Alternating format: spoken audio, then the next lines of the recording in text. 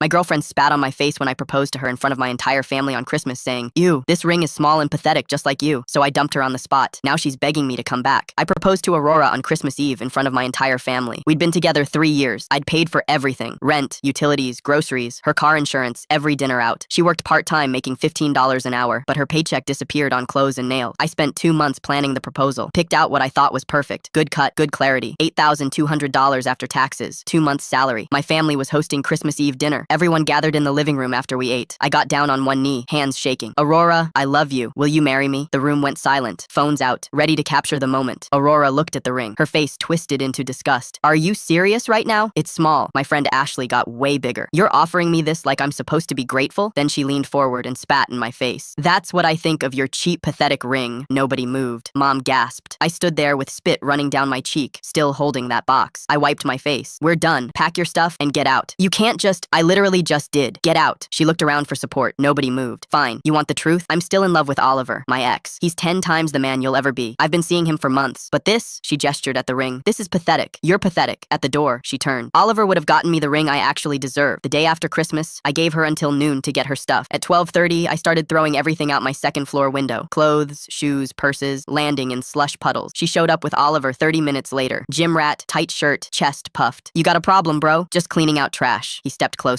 "You're about to have a problem." He swung at me. I sidestepped, grabbed his arm, yanked him forward. He stumbled. I drove my shoulder into his chest, hooked my foot behind his ankle. Oliver went down hard. Before he could get up, I slammed his face into the pavement. His nose crunched. Blood poured. "Stay down. You broke his nose," Aurora screamed. "He attacked me on my property. Self-defense." She dragged him to his car and left. 3 hours later, she came back alone, started throwing her stuff at my window, screaming. I called the police. When they arrived, she was completely out of control. Then she shoved one of the officers. "Ma'am, you just assaulted a police officer." Handcuffs, screaming. I filed for a restraining order the next morning, granted immediately. 3.5 months passed, peaceful. I started dating Sofia, a nurse who paid her own bills. Then, one Saturday, someone knocked. Aurora, holding a plate with aluminum foil. "I made you cookies. I just wanted to apologize." "You can't be here. There's a restraining order." Sofia appeared behind me. Aurora's expression cracked. "Who the hell is this? You moved on? After everything we had? I'm calling the police." She pulled back the foil. Cookies looked burnt, rock solid. She threw one. It hit the wall with a thud, leaving a mark. Threw another.